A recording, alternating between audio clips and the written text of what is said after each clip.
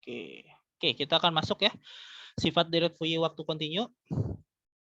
Nah, di sini representasi direct Fourier, nanti kita akan membahas beberapa sifat penting dari representasi direct Fourier. Dan di sini kita notasikan pasangan direct Fourier pasangan sinyal periodik dengan koefisien direct Fourier-nya dalam bentuk seperti ini, yaitu XT, yaitu sinyal periodiknya.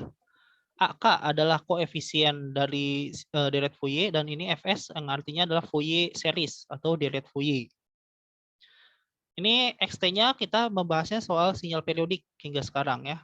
Dengan periode T dan frekuensi fundamentalnya adalah 2pi per T. Selalu seperti itu.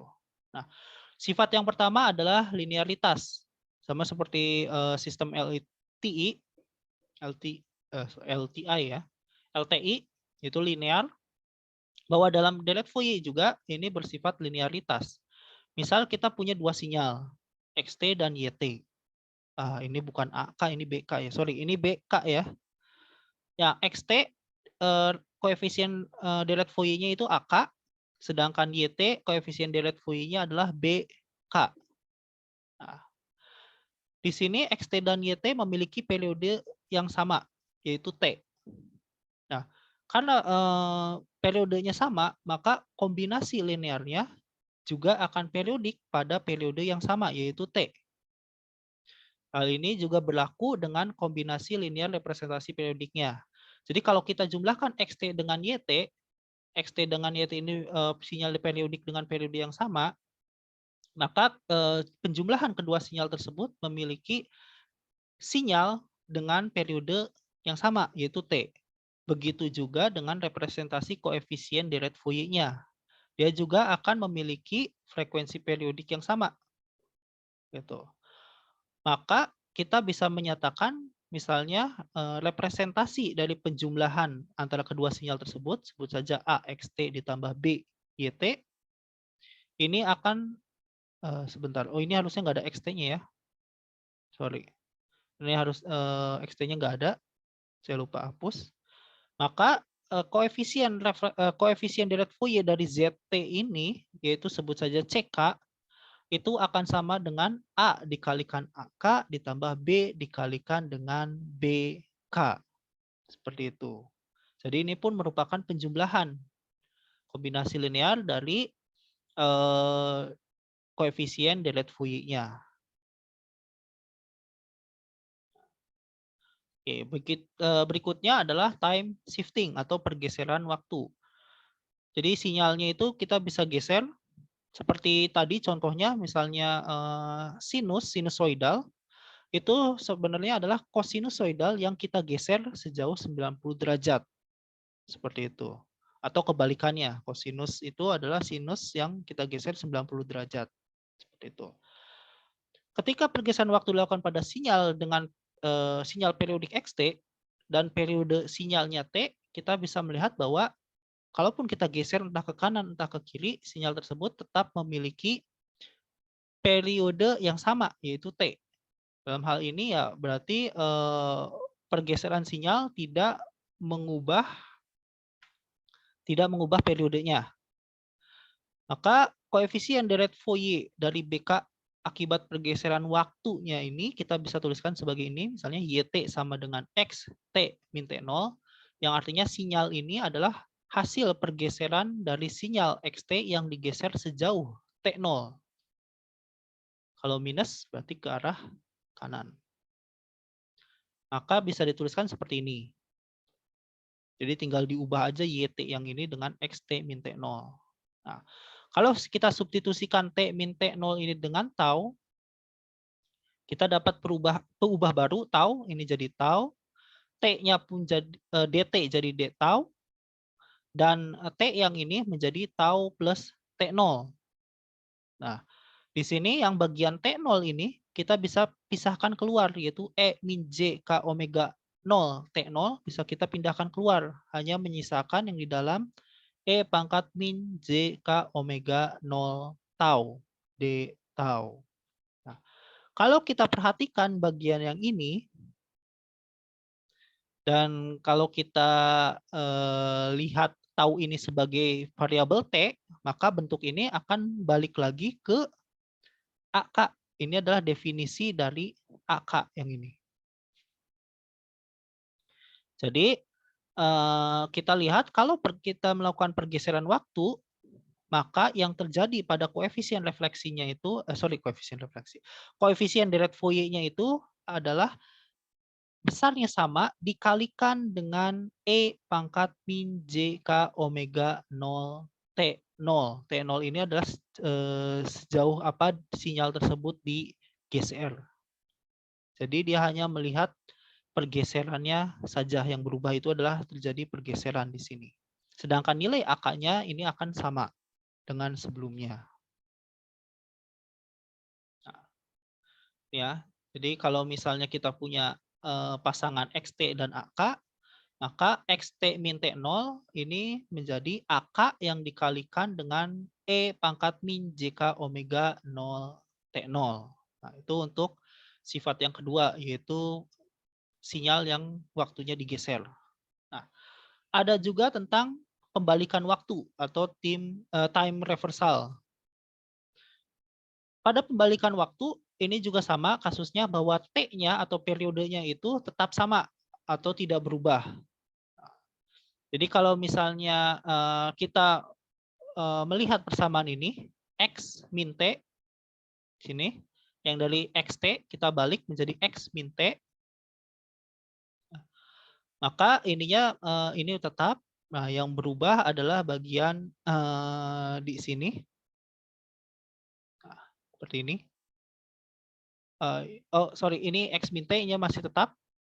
Nah, kalau kita substitusikan K-nya itu yang bagian ini menjadi minus M, maka kita dapatkan bentuknya menjadi seperti ini. Nah, ini juga lagi-lagi yang bagian kanan ini merupakan persamaan sintetis dari X minus T.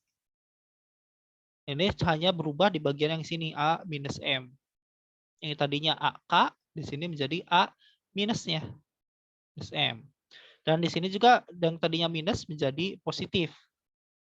Akibat M-nya diganti minusnya. Jadi sebenarnya yang ini, kalau kita melakukan pembalikan waktu atau time reversal, maka besarnya koefisien itu sama dengan koefisien sebelumnya, tapi K-nya itu dibalikan. Jadi yang ini positif, BK-nya itu akan sama dengan A minus K. Jadi hanya beda di minusnya saja. Seperti itu. Dan kalau misalnya dia koefisien deret Fourier-nya itu real, ini kan pasti sama. A minus K sama dengan AK itu sama. Jadi tidak ada bedanya. Seperti itu. Kecuali kalau misalnya dia adalah apa itu namanya? Imajiner. Nah, itu akan berbeda. Nah, ini juga sama. Jadi kalau misalnya XT-nya pasangannya adalah AK, maka X min T pasangannya adalah A minus K. Seperti itu.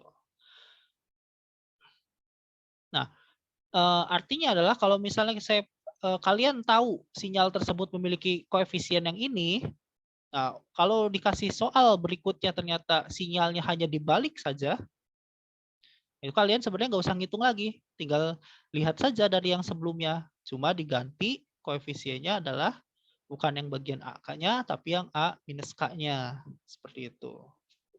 Nanti contohnya kita berikan di akhir. Nah, berikutnya adalah time scaling. Nah, time scaling berbeda dengan yang dua sebelumnya, ini akan mengubah periodenya. Karena istilahnya time scaling itu skala waktu itu kita perlebar atau persempit waktunya. Waktu itu kan kita membicarakan tentang periode, artinya periodenya entah kita perlebar ataupun kita persempit. Mengubah periode sinyal ya, operasi yang secara umum mengubah periode sinyal. Kalau kita punya XT yang merupakan sinyal periodik dengan periodenya adalah T dan frekuensi fundamental adalah omega 0 sama dengan 2 pi per T, maka di sini kita menggunakan skala alfa yang merupakan bilangan real positif. Seperti itu. Alfa ini ya bisa nilainya adalah setengah misalnya. Jadi antara 0 sampai tidak 0 ya. Antara 0 sampai 1 ataupun lebih dari 1. Jadi kalau misalnya alfanya setengah, artinya dia lebih di periodenya lebih diperlebar gitu.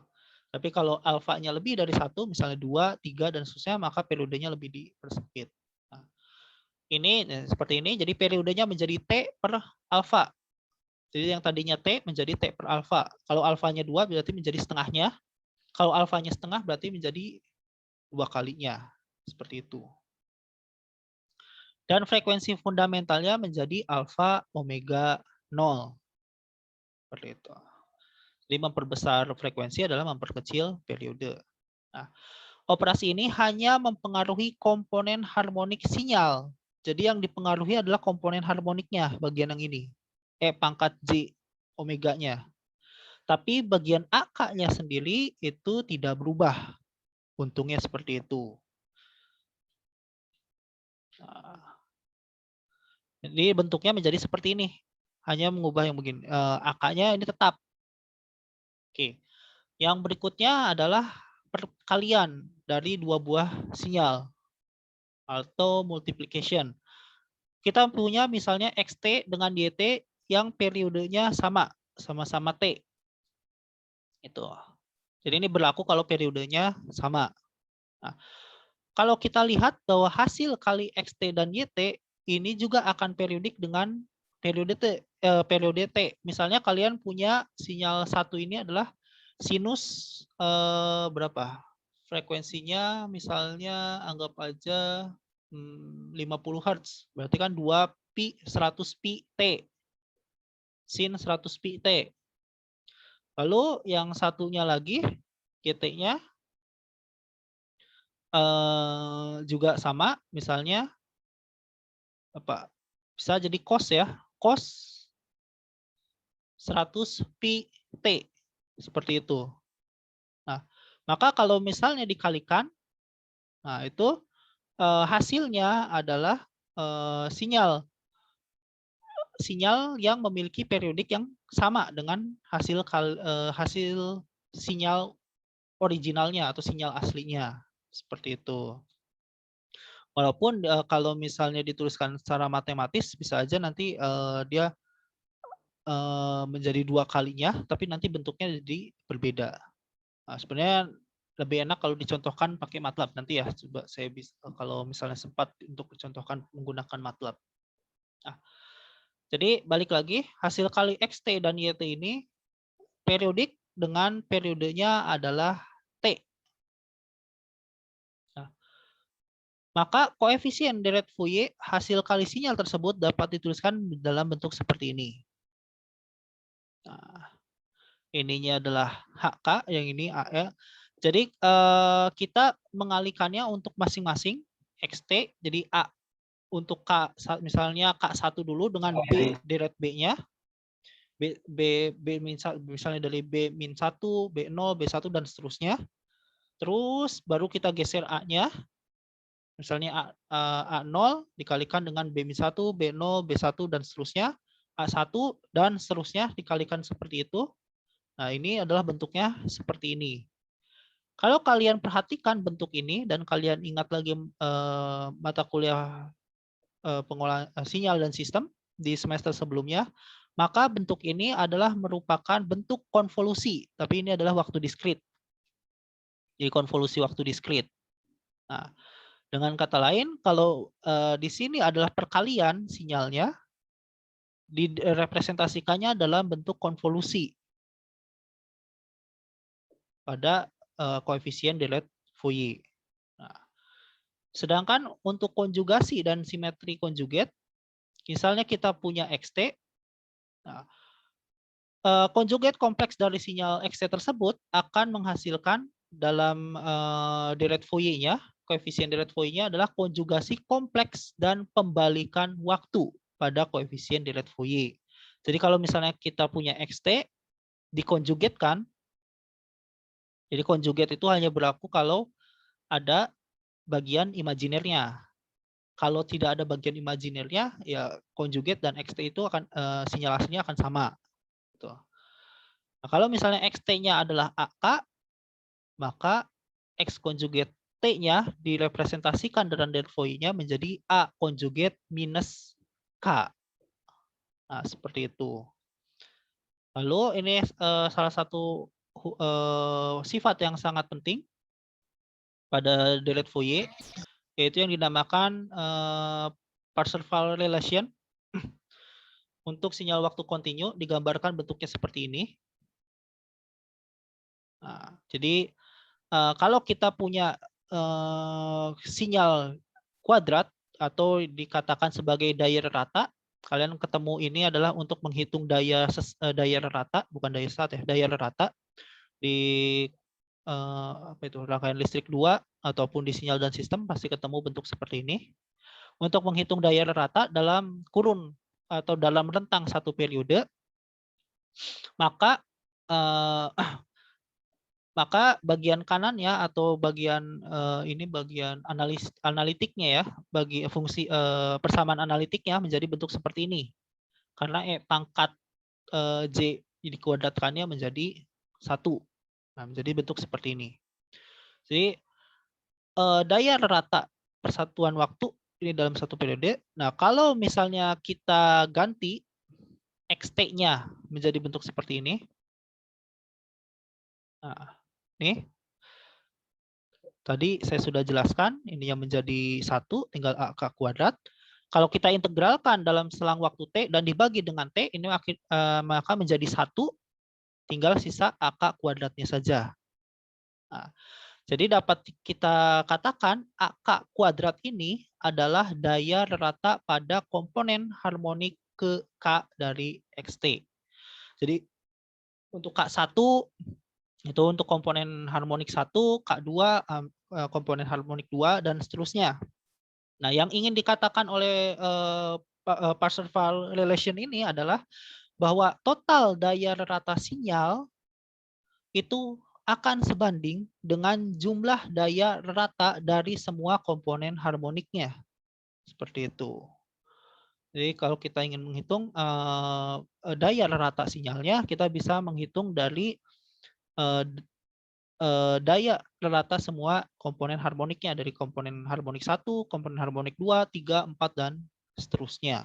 Seperti itu. Dan itu harus sebanding. Artinya bahwa pada deret Fourier, sinyal asli dengan sinyal yang direpresentasikan itu memiliki daya yang sama. Seperti itu. Oke, ini rangkuman ya. Mulai linearity, time shifting, frequency shifting. Yang cukup penting ini salah satunya adalah differentiation juga penting. Bagian differentiation. Dan pasangannya integration, kita bisa pakai yang bagian turunannya. Kalau kita punya sinyal dan sinyal tersebut fungsinya adalah diturunkan gitu, diturunkan dari sinyal aslinya atau suatu sinyal melewati diferensiator, maka representasi dari sinyal yang diturunkan tersebut ini adalah AK, jadi koefisiennya tetap AK, tapi dikalikan dengan JK omega 0. Atau JK omega 0 ini kita ganti 2pi per T. Nah, jadi koefisiennya tetap sama, tapi dikalikan dengan JK 2pi per T. Tapi nilainya sih akan berubah gitu ya.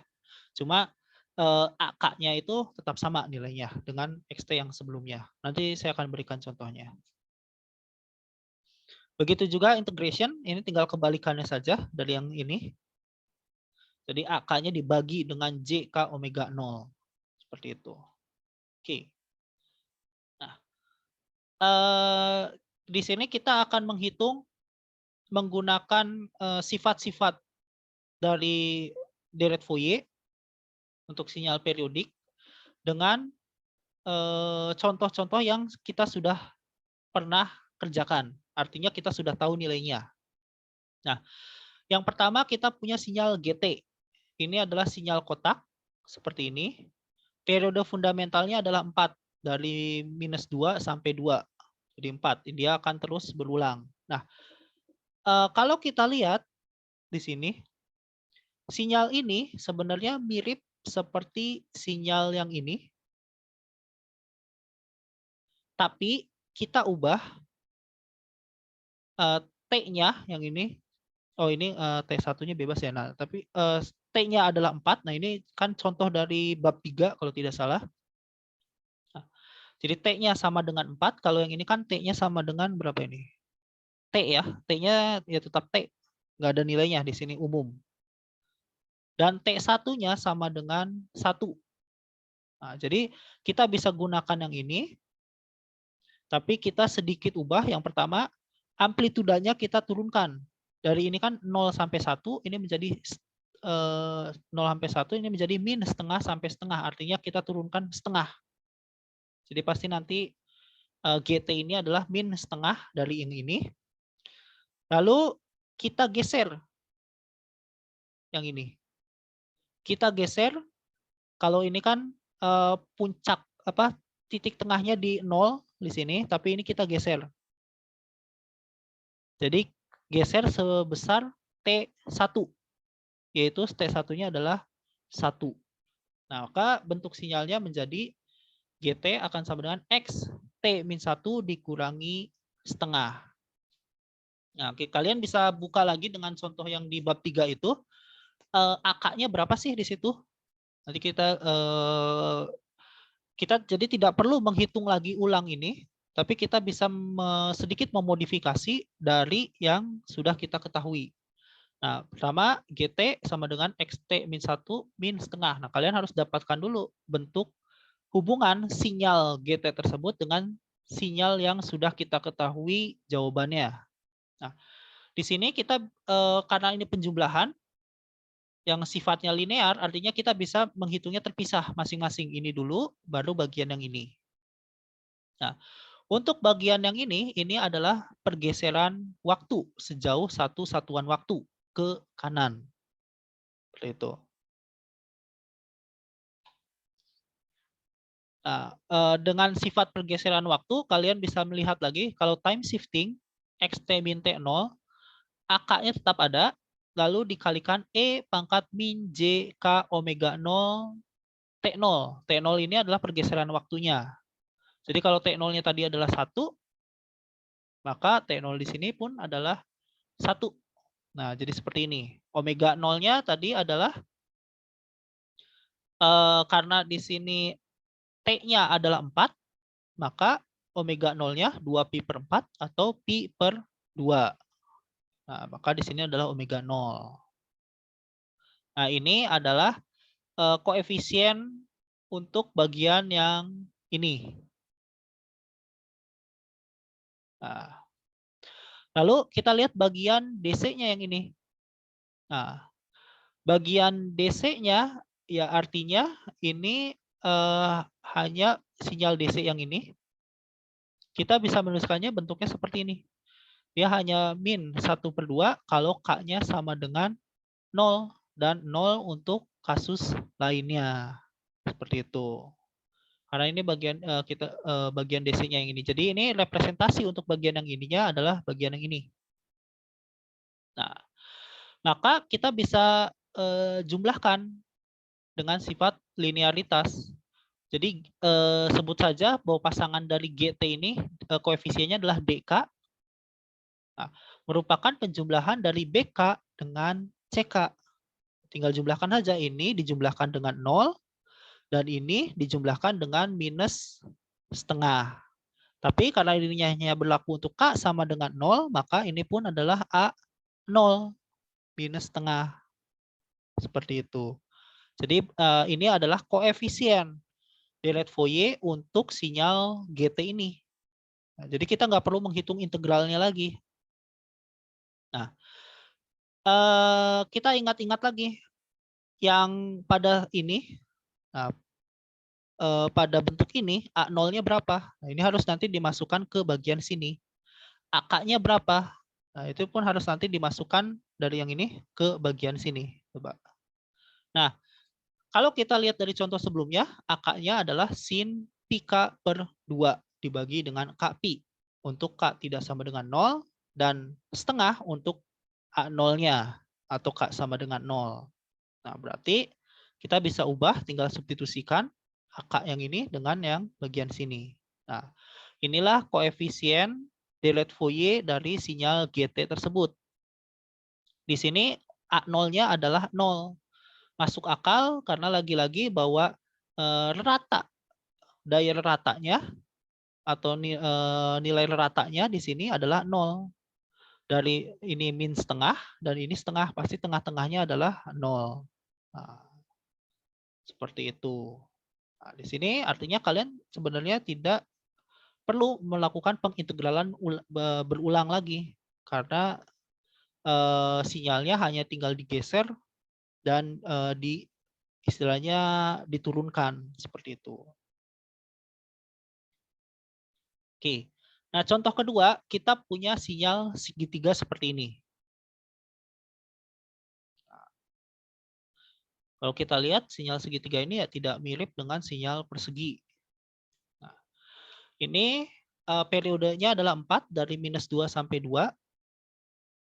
Dia akan terus periodik sehingga frekuensi fundamentalnya adalah pi/2.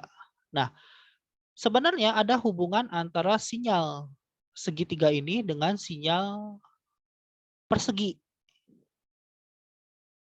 Misalnya yang ini. Apa hubungannya?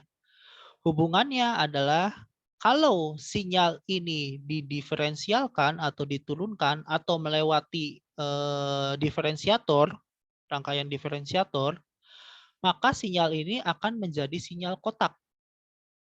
Seperti itu. Tadi saya udah pernah sebelumnya saya cerita bahwa sinyal kotak itu kan istilahnya sulit dibangkitkan gitu. Biasanya kita punya sinyal sinusoidal atau sinyal gergaji itu juga sulit dibangkitkan. Nah, lebih mudah membangkitkan yang ini karena kalau kalian lihat ini kan naiknya linear, lalu diturunkan secara linear. Jadi tidak mendadak. Kalau kotak kan mendadak seperti ini.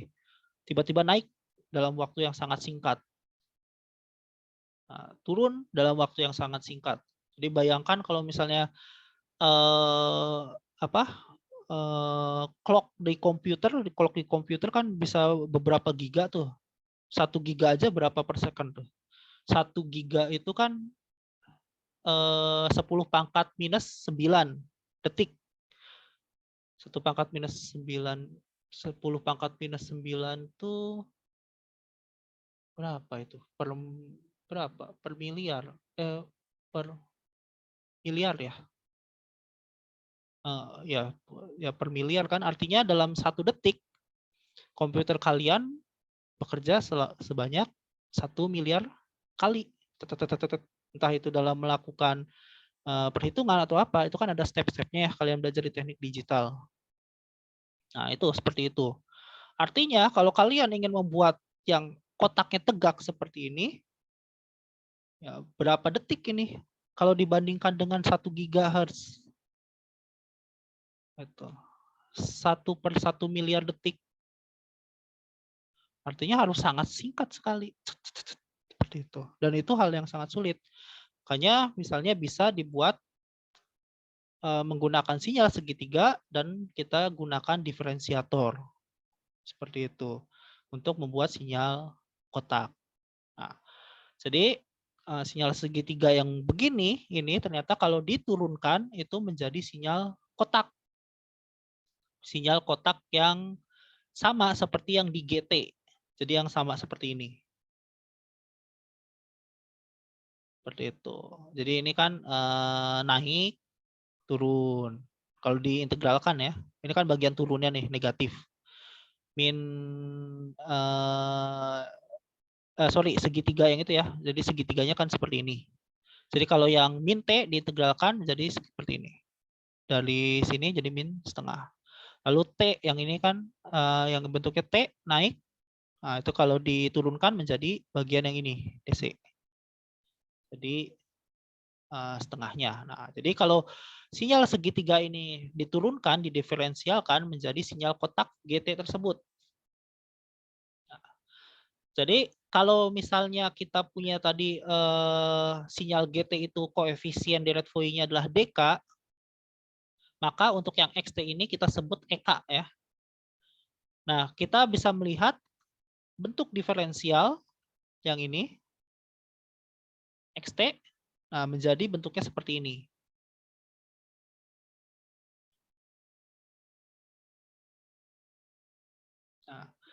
Jadi XT yang ini diferensialkan atau DK itu sama dengan DK ini yang punya persegi ya karena hasil dari diferensial yang ini. Sama dengan JK Pi per 2 EK. Seperti itu. Jadi kalau kita ingin tahu EK-nya tinggal ini dibagi saja. EK sama dengan DK per JK Pi per 2. Nah, di sini DK-nya apa? DK-nya balik lagi ke yang tadi. DK-nya adalah yang ini. Untuk K tidak sama dengan 0. Dan 0 untuk K sama dengan 0. Jadi ini langsung aja dimasukkan. 2 DK. Sin Pi K per 2. Sebentar. Ini DK. Oh ya, ada dibagi K Pi-nya ya. Jadi kuadrat. E pangkat min J K Pi per 2. Nah, untuk K sama dengan 0, kita harus melihat lagi. Karena K sama dengan 0 itu biasanya tidak mengikuti bagian yang ini. Ya, kalau kita lihat K sama dengan 0 ini ada pembagi dengan 0. Enggak, itu tidak bisa dilakukan, tidak akan valid kalau kita hitung. Nah, untuk K sama dengan 0, kita balik lagi, lihat dari bagian sini. Karena dia adalah daya ratanya. Ini sinyal ini kalau dilihat secara grafik, ini selalu sama, seimbang ya. Ada yang ke atas dan ke bawah. Dan ini juga linear, jadi tidak melengkung, linear. Yang artinya ini akan seimbang. Dan daya ratanya adalah tengah-tengah dari ini, yaitu di setengah. Atau kita juga bisa melihatnya, kita menghitung.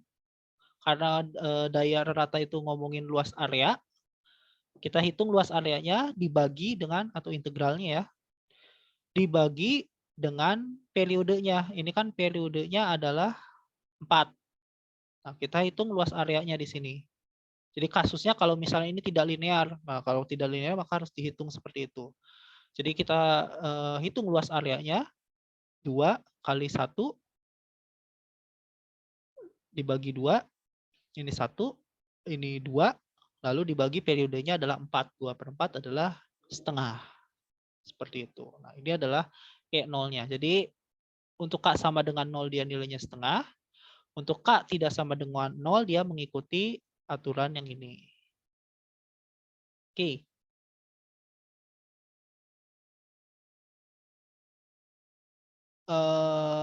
Contoh 3. Sinyal impuls. Misalnya kita punya sinyal impuls seperti ini. Periodenya adalah T. Dia akan berulang sepanjang T dan terus berulang. Dituliskan secara matematisnya adalah bentuk ini. Nah, di sini kalau kita melihat dari persamaan sintetisnya, maka dihitungnya seperti ini. Dan kita bisa melihat nilainya adalah 1/T hasilnya. Jadi untuk setiap impuls ini, itu besarnya sama semuanya. Entah itu dia di A0, A1, A2, A3, dan seterusnya selama dia ada impulsnya, ini koefisiennya itu besarnya sama. Gitu. 1/T semua equal. 1/T untuk K dari K sama dengan 0 sampai seterusnya. Nah, dia melihatnya ini di sini untuk periodiknya itu kita jangan lagi-lagi membatasi periodik pada saat sinyal tersebut tidak terdefinisi, yaitu bagian sininya. Jadi nggak boleh di bagian sini, tapi harus di sini. Pokoknya ini berada di tengah-tengah. Nggak harus di tengah-tengah, tapi berada di antara periodiknya ini, rentang periodik. Nah, ini yang bernilai real dan genap. Nah, ternyata hubungan antara sinyal impuls itu ada hubungannya dengan sinyal kotak. Yang ini. Nah, jadi kalau sinyal kotak ini kita diferensialkan, maka bentuknya akan seperti ini. Nah, memang kalau misalnya dilihat grafik itu, ini kan DC 1. 1 kalau kita diferensialkan menjadi 0. Harusnya seperti itu kan ya. Tapi yang dilihat itu adalah bagian yang ini. Nah, jadi turunan itu kalau misal di bagian yang tidak berubah ini itu pasti 0. Nah, kita melihatnya di bagian yang berubah ini. Itu besarnya adalah kalau kita turunkan di sini adalah positif 1, sedangkan ini kalau dari 1 ke 0 menjadi minus 1. Seperti itu, menjadi impuls bentuk seperti ini. Nah, kita bisa melihat ini sebagai dua sinyal impuls yang saling berlawanan. Ini yang bagian positif, ini bagian negatif. Artinya kita bisa menghitung sinyal kotak ini pun seperti menghitung sinyal impuls, karena kita tahu bahwa sinyal impuls akannya lebih gampang, lebih mudah untuk dihitung. Bahwa koefisien Delphi-nya adalah 1/T. Nah, ini adalah bentuknya untuk sinyal impuls yang ini. Nah, karena ini bentuk turunan, ini adalah bentuk integralnya.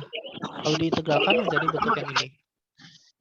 Nah, intinya adalah kita bisa dapatkan bentuknya untuk sinyal kotak dari sinyal impuls tersebut.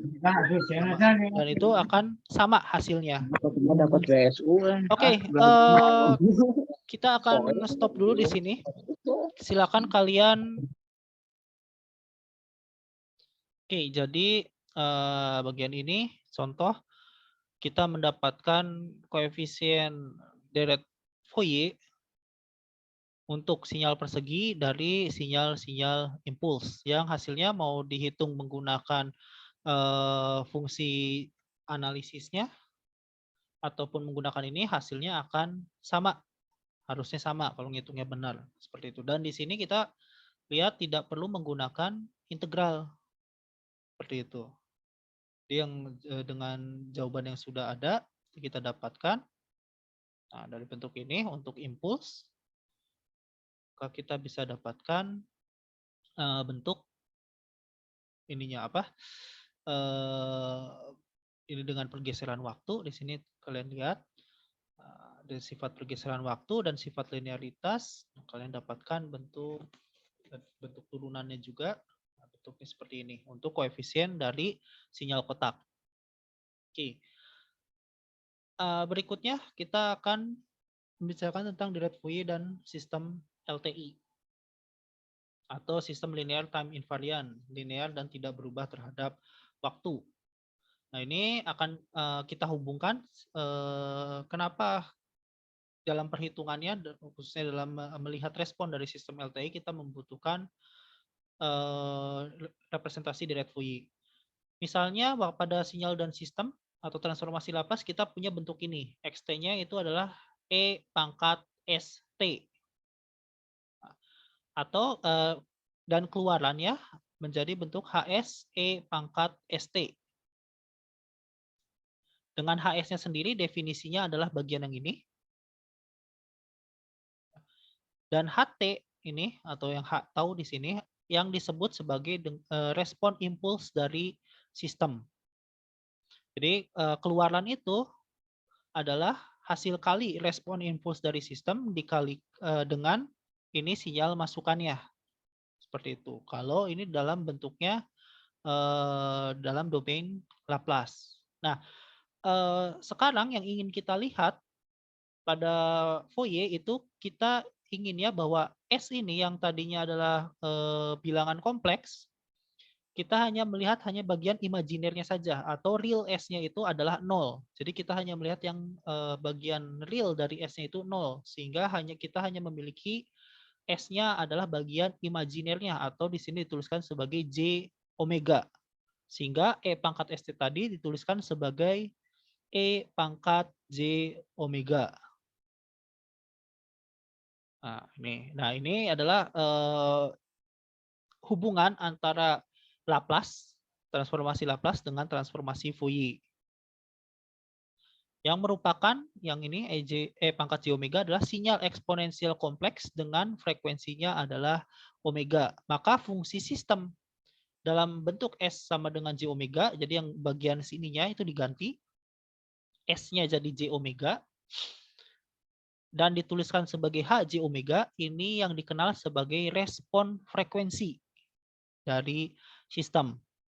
Nah, umumnya karena Fourier itu memiliki istilahnya adalah frekuensi fisis atau frekuensi yang memang ada secara nyata. Seperti itu. Makanya ini disebut sebagai respon frekuensi. Dan kalau kita ingin mencari hubungan frekuensi antara sinyal ataupun sistem, itu kita menggunakan dalam bentuknya adalah Fourier, dalam domain Fourier. Nah, ini adalah bentuknya. Hj omega sama dengan integral dari minus ta hingga sampai ta hingga Ht E pangkat min J omega T dt. Nah, misal kita punya sinyal periodik Xt, sinyal masukan, dengan representasi deret Fourier-nya adalah ini. Nah, kalau sinyal ini kita masukkan ke dalam sinyal sistem LTI, linear time invariant, dengan respon impulsnya sebut saja Ht, maka kita akan punya sinyal keluaran bentuknya adalah seperti ini. Yang bagian ininya adalah sinyal masukan Xt, sedangkan Hj omega 0-nya ini ada akibat dari respon impuls dari sistem. Nah, di sini kita bisa melihat bahwa Yt juga periodik dengan frekuensi fundamental yang sama dengan Xt. Karena bagian ininya, E pangkat J-nya tetap ini omega 0. Artinya frekuensi fundamentalnya sama, itu sama-sama omega 0 dengan Xt. Nah, jika AK yang ini, jadi dari K dari minus ta hingga sampai ta hingga, yang merupakan set dari koefisien deret Fourier dari Xt, maka AKH J omega 0 ini adalah set koefisiennya deret Fourier dari YT ini. Jadi frekuensi fundamentalnya tetap sama. Yang berubah ini adalah bagian koefisiennya, yaitu AK dikalikan dengan respon impulsnya. Seperti itu. Nah, kalau kita lihat bahwa efek sistem linear time invariant itu hanya memodifikasi setiap koefisien Fourier masukan melalui perkalian dengan respon frekuensi pada frekuensinya sendiri. Jadi frekuensinya tidak berubah, tapi memodifikasi besarnya koefisien Fourier masukan dengan perkalian atau multiplication dengan respon frekuensinya sendiri. Seperti itu. Oke, kita contoh. Misalnya kita punya sinyal periodik Xt. Sini. Yang besarnya adalah seperti ini. Ini adalah contoh pada bab berapa ya? Bab 2 kalau tidak salah. Saya lupa bab 2 apa bab 3. Ini ada contoh yang seperti ini bentuknya. Frekuensi fundamentalnya adalah 2pi dengan koefisien deret Fourier-nya A0, A1 dan A-1, A2 dengan A-2, ini 2-nya harusnya ke bawah ya. Lalu A3 dengan A-3 adalah sebagai berikut, 1, 1/4, setengah, dan 1/3. Nah, HT-nya atau respon impulsnya dari sistem adalah E pangkat min T UT. Ini adalah unit step, yang artinya UT ini dia baru akan ada nilainya pada saat T lebih besar atau sama dengan 0. Selain itu, dia akan bernilai 0. Yang ditanyakan, tentukan respon keluaran dari sistem ini. Nah, jadi pertama, kita tentukan dulu frekuensi respon dari sistem. Hj omega sama dengan integral. Karena ada UT-nya, berarti dari 0 sampai ta hingga. Ini adalah E pangkat min tau adalah yang ininya. Jadi kita substitusikan T-nya dengan tau. Dikalikan E pangkat min J omega tau D tau. Nah, ini diintegralkan karena yang ada taunya di sini. Nah, nanti bagian ini diintegralkan hasilnya menjadi seperti ini. Atau kalian bisa memasukkan di sini E pangkat min tau min J omega tau. Itu sama saja. Nah, hasilnya bentuknya seperti ini. Minus 1/1 plus J omega E pangkat min tau E pangkat min J omega T, sorry ini harusnya tau ya. Omega tau dari 0 sampai ta hingga. Nah, kalau misalnya kita lihat 0 ini hasilnya 1. Kalau ta hingga ini hasilnya adalah 0. E pangkat minus tau ini.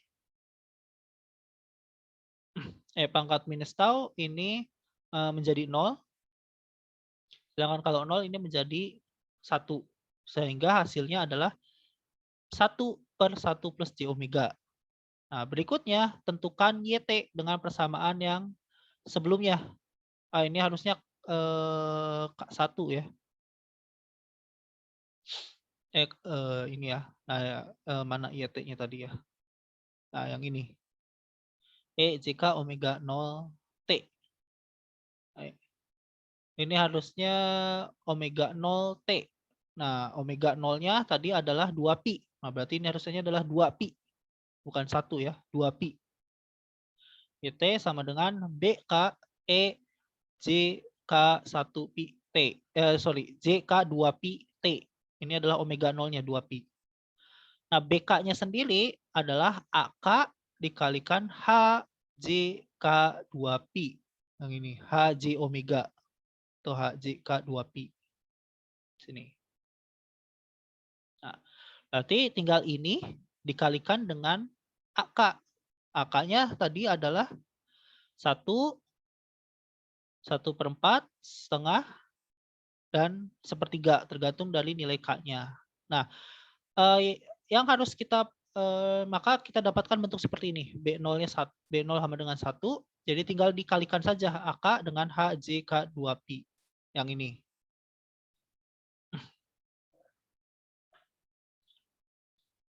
Nah, ini omeganya diganti dengan K2 pi ya.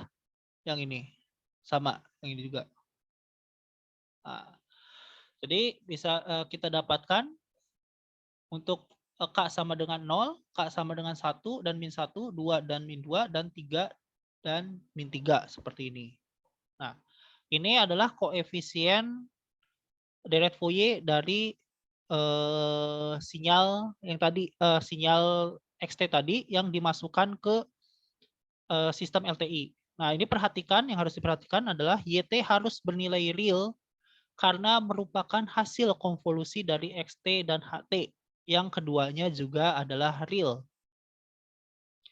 Hal ini dapat dilihat dari kita kalau misalnya cek B konjugat K-nya atau B1, B-1 ini akan sama dengan B konjugat 1.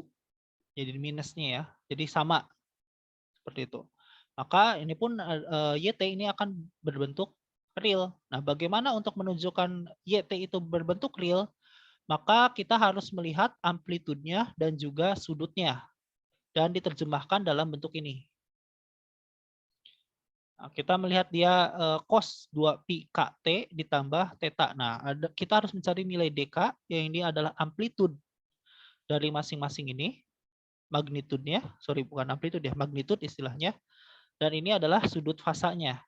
Nah, yang pertama harus dilakukan adalah memisahkan antara bagian real dan bagian imajiner. Di sini. Atau kalau kalian punya kalkulator, biasanya kalian bisa menggunakan absolut untuk menentukan magnitude dari nilai-nilai ini. Kalau punya kalkulator. Kalau harus hitung manual, maka kalian harus memisahkan bagian real dan bagian imajiner. Yang tidak ada J-nya dengan yang ada J-nya. Nah, maka didapatkan bentuk seperti ini. Ini untuk D1 dimasukkan ke sini. Ini untuk theta 1-nya. Minus arkus tangan dari 2 pi.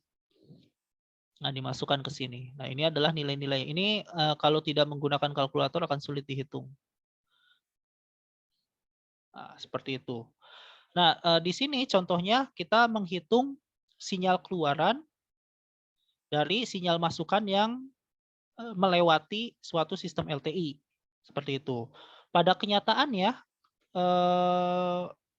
di dunia nyata gitu ya, untuk engineer biasanya kita justru merancang sistem LTI seperti apa supaya sinyal masukan itu punya keluaran yang kita inginkan. Seperti itu. Sebagai contoh gini, sekarang earphone itu udah canggih-canggih. Ada yang bass-nya gitu ya, dia ngatur bass-nya lebih tinggi. Tapi kalau pakai earphone yang lain, mungkin bass-nya lebih rendah, vokalnya yang lebih kerasa, treble-nya dan lain sebagainya. Ada yang bisa menghapus noise gitu. Jadi kalau misalnya ada bisingnya, nah menggunakan earphone itu bisingnya hilang. Coba aja kalian kalau memang punya budget banyak gitu ya, atau suka dengerin musik, beli earphone mulai dari yang harganya 10 ribuan, 100 ribuan, 1 juta gitu ya. Nah itu hasilnya bisa beda, beda merek, bahkan merek yang sama, beda seri, itu hasilnya pun bisa beda. Seperti itu. Nah, di situ ya cara membuat earphone-nya itu ya kita lihat dia inginnya keluarannya seperti apa. Misalnya suaranya seperti ini. Misalnya dia ingin menghilangkan noise. Nah, kita harus punya sistem LTI seperti apa. Misalnya dia ingin memperbesar bass, suara bass, tapi memperkecil misalnya bagian yang lainnya. Nah, maka dia harus merancang sistem LTI-nya seperti apa. Gitu.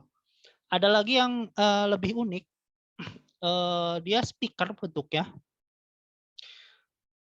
biasa ditaruh gitu, ditaruh di satu tempat titik, tapi dia berasa kayak menggunakan speaker Dolby Surround. Jadi kayak ada di sekeliling suaranya gitu. Jadi kalian seolah-olah mendengar suara dari sebelah kanan, dari sebelah kiri, dari belakang, dari depan, padahal speakernya taruh di bagian depan saja. Nah, itu bisa dilakukan seperti itu. Itu teknologinya sudah ada, bahkan sudah dijual ya. Kalau misalnya memang harganya agak mahal. Kalau misalnya kalian punya uang, beli, cobain aja gitu. Nah, itu sebenarnya yang diubah itu adalah sinyal keluaran dari speaker tersebut. Jadi bukan berarti speakernya ditaruh di kanan, di kiri, di belakang, tapi memang seolah-olah sinyalnya itu terdengar dari sebelah kanan, dari sebelah kiri, dari belakang dan seterusnya. Nah, itu ada caranya, ada tekniknya. Dia membuat suatu sistem LTE yang seolah-olah bisa didengarkan dengan cara seperti itu. Nah, gitu. Itu tantangan untuk yang membuat suatu alat gitu ya, untuk para engineer gitu, untuk menghasilkan sesuatu keluaran dari sinyal masukan yang sudah ada. Oke,